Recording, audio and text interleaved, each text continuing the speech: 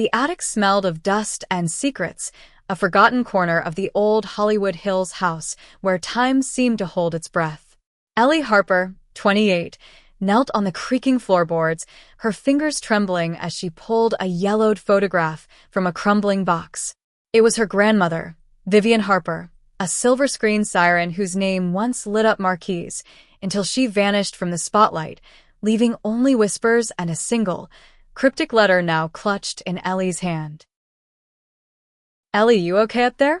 Sarah's voice floated up the narrow staircase, warm but edged with worry. Sarah Monroe, 32, Ellie's girlfriend of 3 years, was the only person who could make Ellie feel anchored in a world that often felt like it was slipping away. They'd moved into this inherited house 6 months ago, hoping for a fresh start after Ellie's estranged mother passed, but the weight of the past clung to every corner. Ellie didn't answer right away. Her eyes were locked on the letter, its ink faded, but its words sharp. "My darling, they'll never let us be. If you want my legacy, you must play their game." No signature, no date, just those haunting lines scrawled in Vivian's elegant hand. Ellie's chest tightened. Vivian Harper, the glamorous star of 1950s romantic dramas, had been a lesbian, her life a carefully guarded lie. And now Ellie, who'd spent years fighting to live openly as herself, was being pulled into the same masquerade. She tucked the letter into her jeans and descended the stairs, her sneakers thudding softly. Sarah was in the kitchen, her dark hair pulled into a loose bun, stirring a pot of chili that filled the air with warmth. She looked up, her brown eyes catching the flicker of unease on Ellie's face. "Find something spooky up there?" Sarah teased, but her smile faded when Ellie slid the letter across the counter. Sarah read it in silence, her brow furrowing. This is about her, isn't it? Vivian." She set the letter down, her voice soft but urgent. "What does it mean, play their game?" Ellie leaned against the counter, her short brown hair falling into her eyes.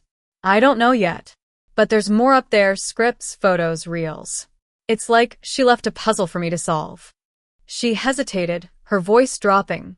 "And I think it's tied to why she left me this house and everything else." Everything else was no small thing.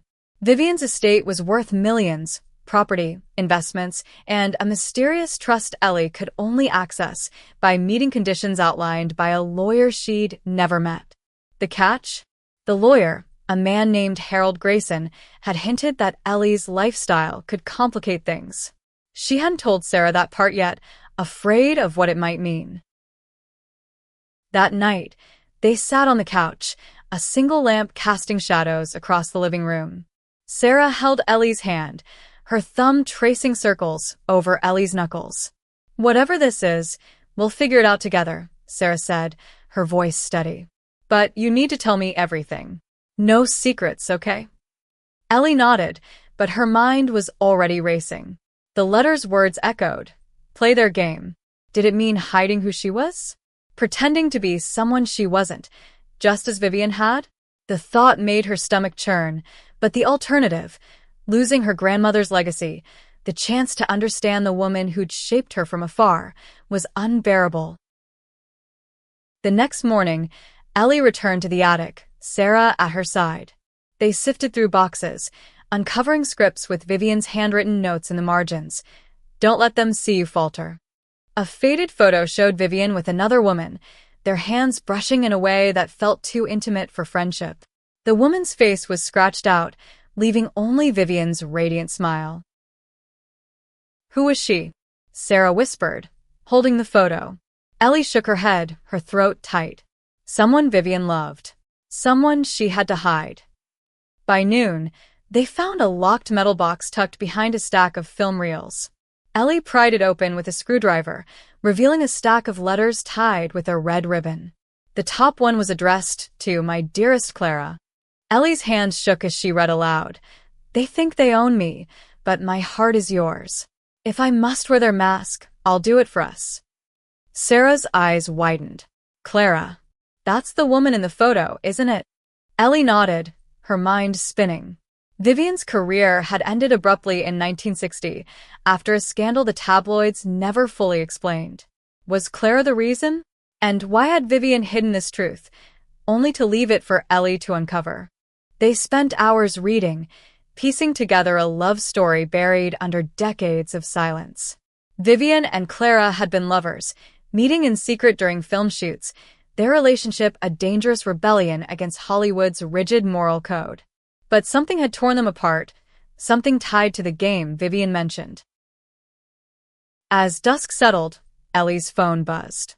It was Harold Grayson, the lawyer. His voice was clipped, formal.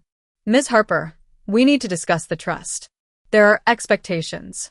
Can you meet me tomorrow in Los Angeles?" Ellie's grip tightened on the phone. What kind of expectations? Grayson paused, his tone careful. Your grandmother's wishes were specific. To claim the estate, you must honor her public image. No complications. Ellie's heart sank. She knew what he meant. No lesbian granddaughter. No Sarah. She hung up, her hands trembling, and turned to Sarah, who'd heard every word. Sarah's face was pale, but her eyes burned with defiance. They can't make you lie about who you are. But Ellie wasn't so sure. Vivian had lived a lie to protect her legacy. Would Ellie have to do the same? The Los Angeles skyline glittered through the floor-to-ceiling windows of Harold Grayson's office, but Ellie felt trapped in a cage of glass and steel. She sat across from the lawyer, his silver hair slicked back, his suit screaming old money. Sarah had wanted to come, but Ellie insisted on facing this alone, afraid her presence might tip the scales against them.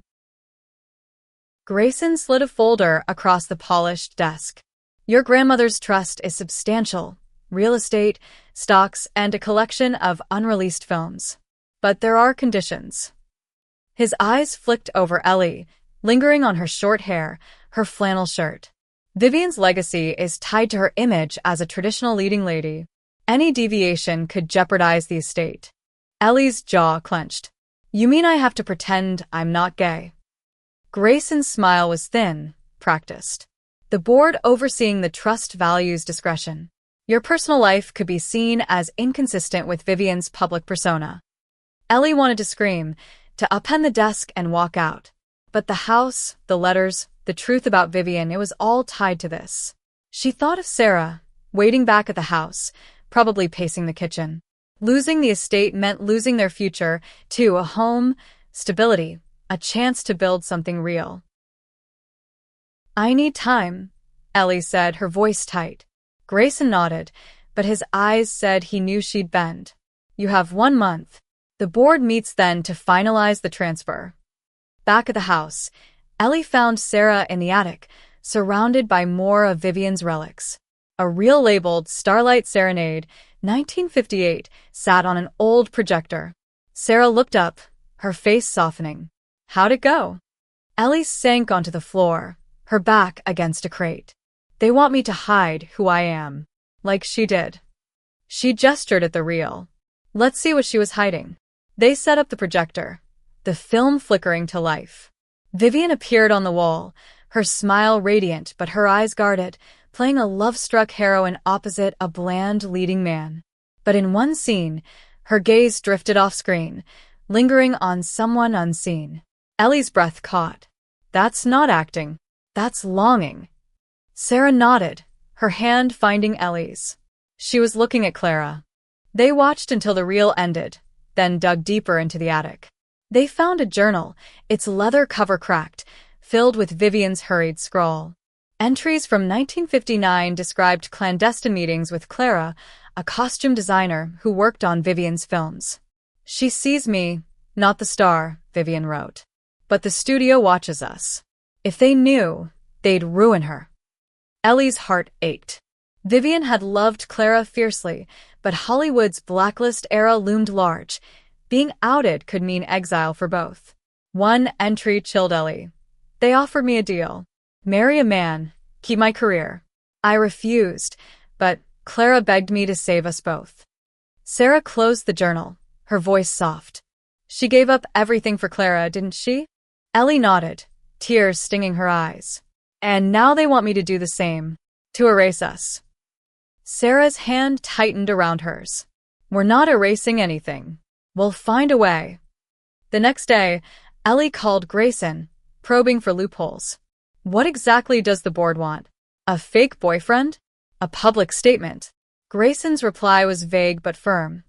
Present yourself as Vivian would have. No scandals. Ellie hung up, frustration boiling. She and Sarah spent the evening combing through more letters, finding hints of a plan Vivian had hatched, a secret film project with Clara, meant to tell their story without exposing them. But the project was never finished, and Clara's name vanished from the records after 1960. They tracked down an old colleague of Vivian's, a retired director named Martin Cole, who lived in Pasadena. His bungalow was cluttered with film memorabilia, his eyes sharp despite his age. Vivian was a firecracker, he said, sipping coffee. But she crossed the wrong people. The studio forced her out when she wouldn't play ball. Play ball how? Ellie pressed. Martin sighed. They wanted her to marry a studio-approved man. She refused. Said she'd rather fade away than betray her heart. Ellie's chest tightened. Do you know what happened to Clara? Martin's face darkened. Clara was blacklisted. Disappeared after a smear campaign. Vivian never recovered.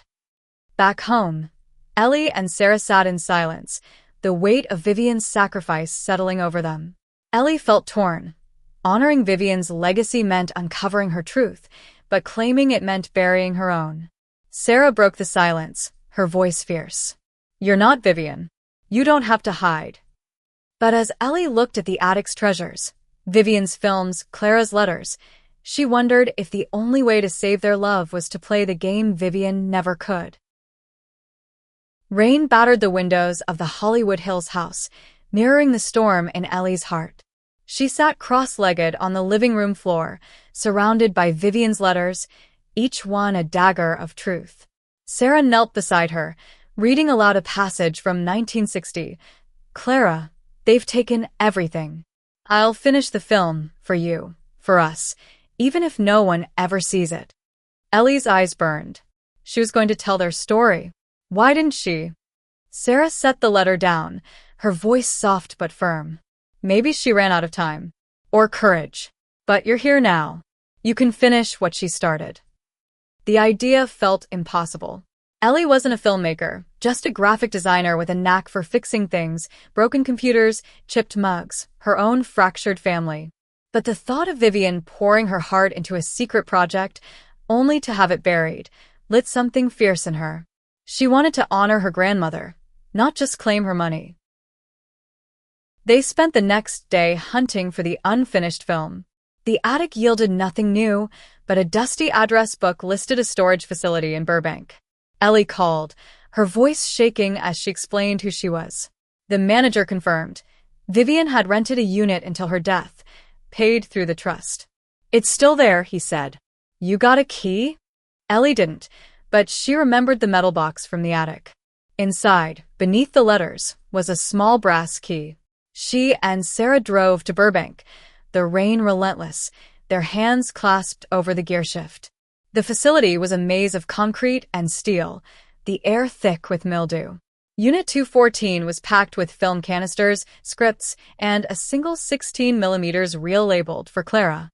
Back home, they set up the projector again. The film was grainy, silent, but breathtaking. Vivian, radiant in black and white, played a woman torn between duty and love, her eyes locked on a character who could only be Clara, a woman with soft curls and a defiant smile.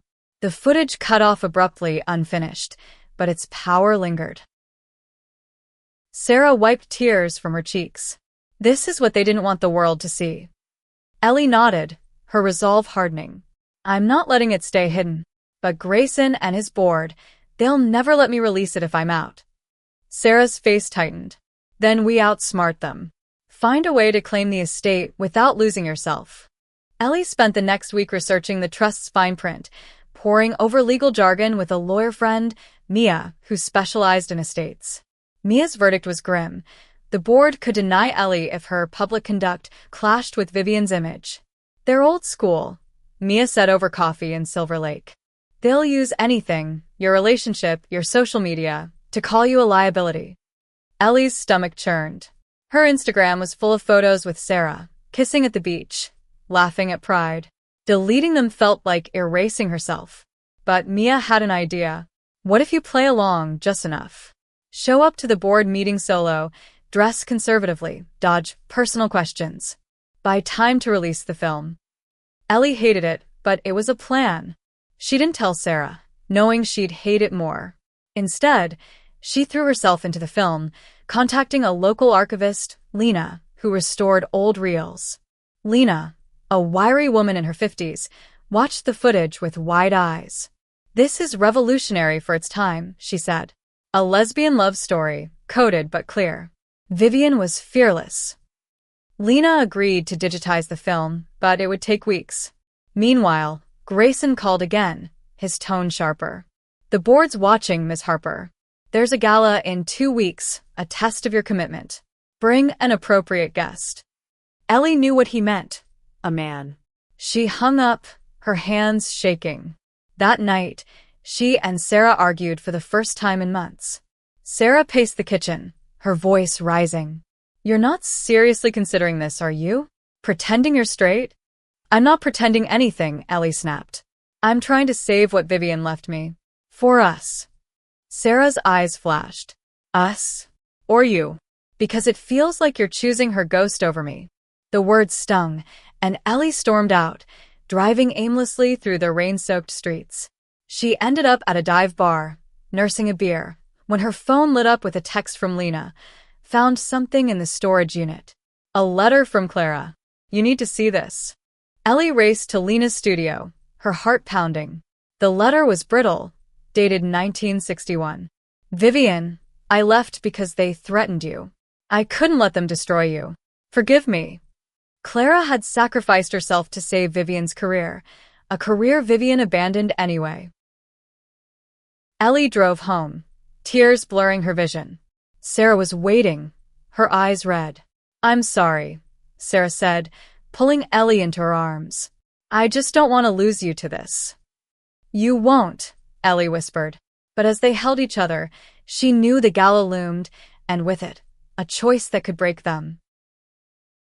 The gala was a glittering trap, held in a downtown Los Angeles ballroom where chandeliers cast a cold glow over tuxedos and gowns. Ellie stood at the edge of the crowd, her black dress feeling like a costume, her arm looped through Mia's brother, Tom, who'd agreed to be her date for the night. He was kind, a straight ally who understood the stakes, but every smile Ellie forced felt like a betrayal of Sarah, who'd stayed home, her silence louder than words. Grayson greeted her, his eyes scanning Tom approvingly. "Good choice, Miss Harper," he murmured. "The board will be pleased." Ellie's stomach twisted, but she nodded, playing the part.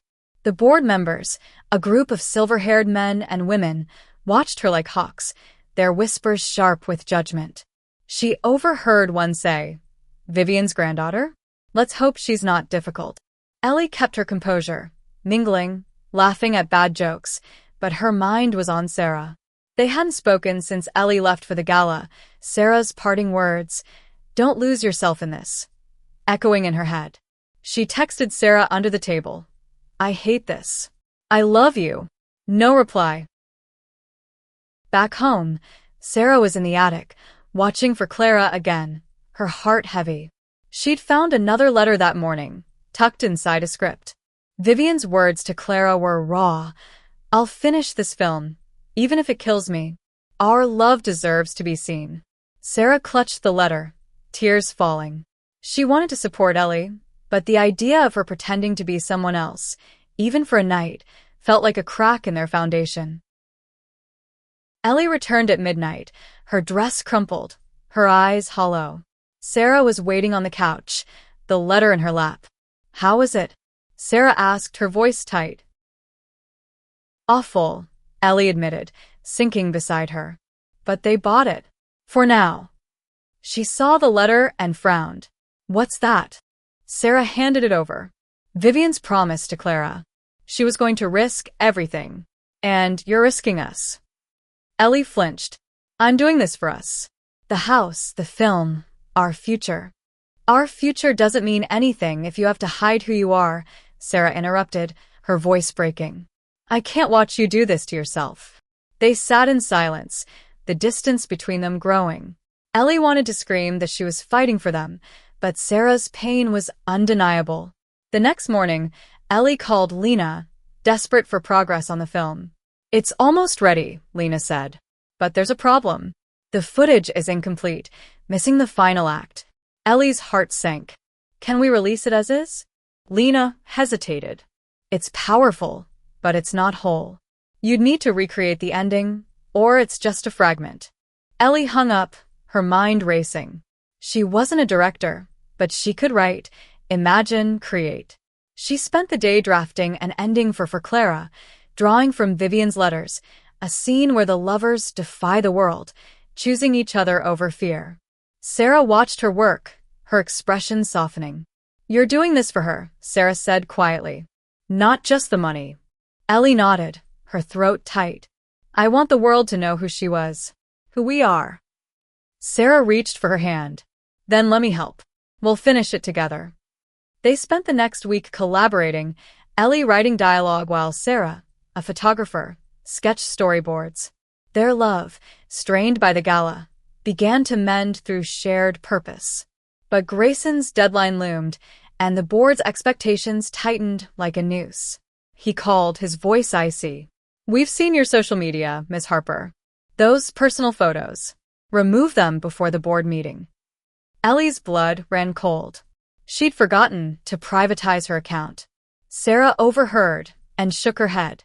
Don't do it. Don't let them erase us. But Ellie was torn. Deleting the photos felt like surrender, but keeping them risked everything. She compromised, setting her account to private, but the act left a bitter taste. Sarah's silence said she felt it too. They threw themselves into the film, meeting Lena at her studio to review the digitized footage. It was stunning, Vivian's performance raw and real. But the missing ending gnawed at Ellie. She and Sarah worked late, crafting a script that honored Vivian and Clara's love, a quiet, defiant reunion under the stars. As the board meeting approached, Ellie faced a choice. Play their game fully or risk it all to tell Vivian's truth. She looked at Sarah, her anchor, and knew the answer wasn't simple. The studio smelled of coffee and celluloid, a haven where Ellie and Sarah poured their hearts into finishing for Clara. Ellie typed furiously, scripting a final scene where Vivian's character, Elise, chooses love over societal pressure, walking hand in hand with her beloved under a moonlit sky. Sarah's storyboards brought it to life, her sketches capturing the tenderness and defiance Ellie craved. They were a team again, but the board meeting loomed, a guillotine over their fragile peace. Lena screened their work, her eyes misty. This is it, she said. It's what Vivian would have wanted, her truth unfiltered. But releasing the film meant defying the board, who'd made it clear they wanted Vivian's legacy scrubbed clean. Ellie's private Instagram hadn't been enough. Grayson had emailed, demanding a public appearance with Tom at a charity event to solidify her image. Ellie showed Sarah the email, expecting another fight. Instead, Sarah's voice was steady. Do what you need to for the estate. But don't lose sight of the film. It's bigger than their money. Ellie nodded, but guilt gnawed at her. She attended the charity event, Tom at her side, smiling for cameras while her heart screamed for Sarah. The board members nodded approvingly, but their whispers, she's sensible, not like Vivian, cut deep. She texted Sarah from the bathroom. I'm sorry. This is a me. Sarah's reply was instant, I know. Come home. Home was where they found solace, editing for Clara late into the night. Lena connected them with a small film festival in San Francisco, willing to screen the restored footage with their new ending. But the festival was days before the board meeting, forcing Ellie to choose, release the film and risk the estate, or play it safe and betray Vivian's truth. They found another clue in the storage unit, a letter from Clara, dated 1962, hidden in a script's binding. Vivian, I'm safe in Paris, but my heart is broken. Tell her story. even if I can't be there. Clara had fled to escape the blacklist, leaving Vivian to face the fallout alone. Ellie's resolve hardened. She wouldn't let Clara's sacrifice be forgotten. She and Sarah met with Mia again, who dug into the trust's legalities. There's a clause, Mia said, pointing to a faded document.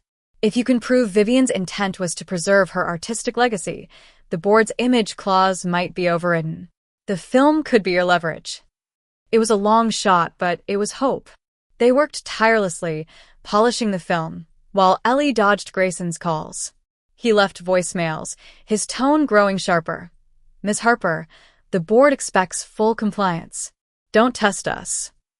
The night before the festival, Ellie and Sarah sat on the attic floor, the projector humming. They watched their completed for Clara, Vivian's face glowing with love, their added scene seamless. Sarah leaned against Ellie, her voice soft. This is worth fighting for. We're worth fighting for. Ellie kissed her, tears falling. I'm done pretending. I'll face the board as myself. The festival was electric, a small but passionate crowd filling the theater. Ellie stood at the back, Sarah's hand in hers, as for Clara played. The audience gasped, cried, cheered. When the lights came up, Lena introduced Ellie, who spoke shakily.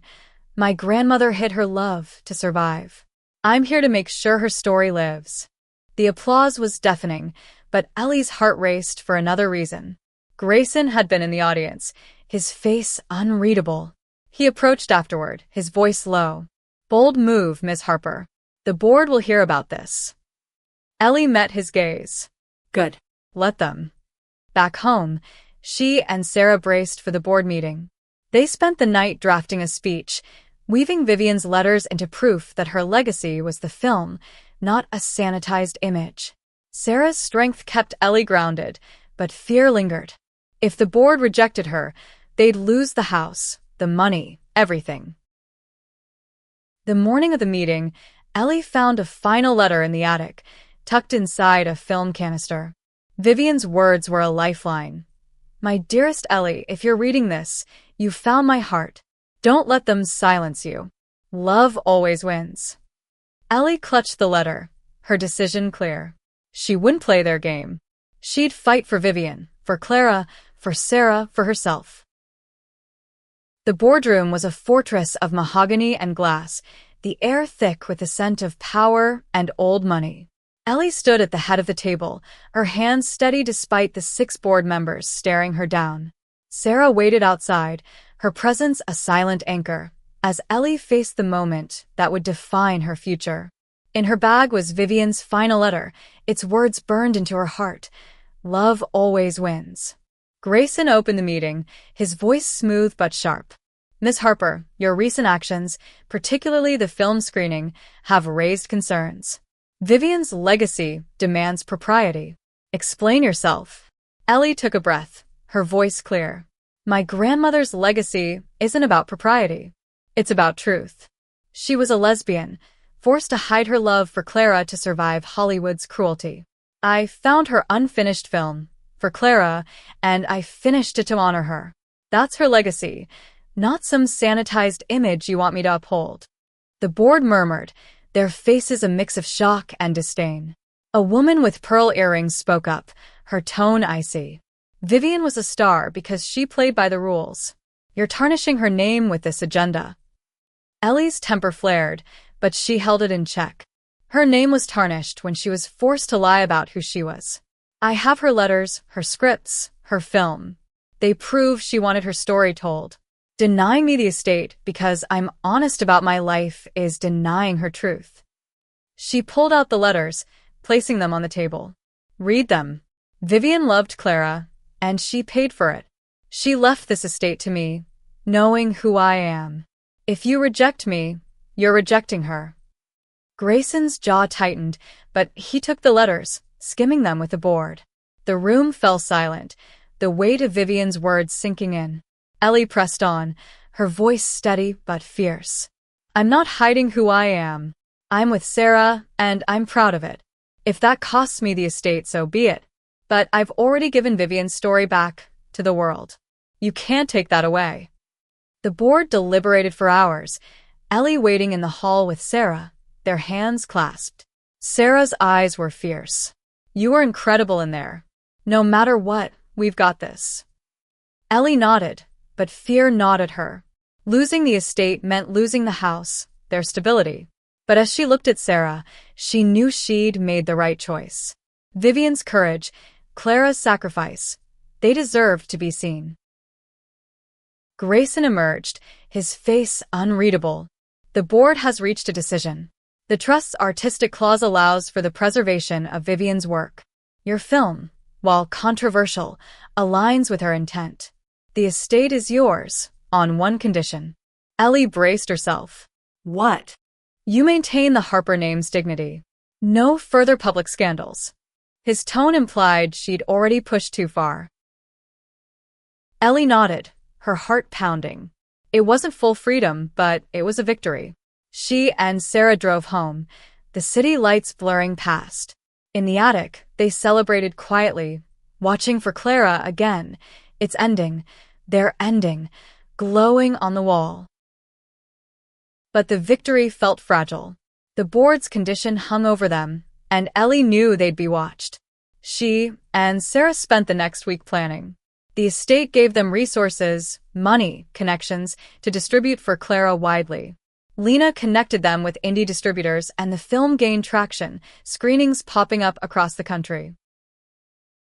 Social media buzzed, some praising Vivian's courage, others decrying the revision of her image.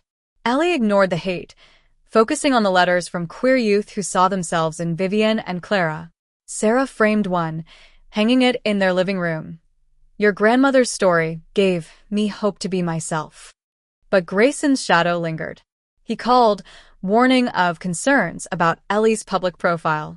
"The board is watching," he said. Ellie hung up, her resolve unshaken. She wouldn't hide again. She and Sarah planned a public screening in Los Angeles, a bold move to cement for Clara's place in Vivian's legacy. The night before, they found one last relic in the attic, a photo of Vivian and Clara smiling, free, in a Paris cafe. On the back, Vivian had written, "For Ellie, my truth." Ellie held the photo, tears falling. "She knew I'd find this. She knew I'd fight." Sarah wrapped her arms around her. "And you did. We did." The screening was a triumph, the theater packed, the audience moved. Ellie and Sarah stood together, unapologetic, as the credits rolled. The board couldn't touch them now. Vivian's truth was free, and so were they. The Los Angeles theater buzzed with anticipation, its marquee glowing. For Clara, a Vivian Harper restoration. Ellie stood at the back, Sarah's hand in hers, their fingers intertwined like a promise. The audience, queer activists, film buffs, curious locals, filled every seat, their murmurs a testament to Vivian's rediscovered voice. Ellie's heart raced, not with fear, but with pride. They'd done it. Vivian's truth, Clara's love, was no longer a secret. The film played, its black and white frames weaving a story of defiance and devotion. Ellie and Sarah's added ending, Elise and her lover walking into the night, unafraid, drew gasps and tears. When the credits rolled, the applause was thunderous. Ellie took the stage, her voice steady. "My grandmother hid her love to survive. I'm here to make sure no one else has to." Sarah joined her, their hands clasped, a quiet rebellion against the board's lingering shadow. Grayson was there, his face a mask of resignation. The board's condition, no scandals, felt hollow now. For Clara was a triumph, its screenings spreading to New York, Chicago, London. Vivian's legacy was no longer theirs to control. After the event, Ellie and Sarah walked through Hollywood, the city alive with lights and possibility. They stopped at a quiet cafe, the same one from Vivian and Clara's Paris photo. Ellie pulled it from her bag, her fingers tracing their smiles. "They're free now," she said softly. Sarah nodded, her eyes bright. "So are we." The estate came through millions in assets, the house, the trust. Ellie used it to fund a foundation for queer filmmakers, ensuring stories like Vivian's would live on. The board grumbled but couldn't stop her. The public's love for Clara was too strong. Grayson's calls stopped his influence fading. Months later, Ellie and Sarah sat in their living room, now filled with photos of them, kissing at the beach, laughing at pride, alongside Vivian and Clara's relics. A letter arrived from a film historian confirming Clara's fate. She'd lived quietly in Paris, passing in 1985, her love for Vivian etched in journals donated to a French archive. Ellie read Clara's final entry aloud. "Vivian, I hope you found peace. Our love was worth it." Tears fell, but they were healing. Vivian and Clara's story had reshaped Ellie and Sarah's, teaching them that love, though costly, could change the world. They planned a trip to Paris, to visit Clara's archive, to walk the streets where she'd found refuge. As they packed, Ellie found one last note in Vivian's journal. Tucked in the back, "Ellie, my heart, live loudly, love fiercely." She showed it to Sarah, who smiled. "That's you. That's us." They stood together, the weight of the past lifting, their future bright. Vivian's legacy wasn't just the money or the house. It was the courage to love without fear, a gift Ellie and Sarah would carry forever.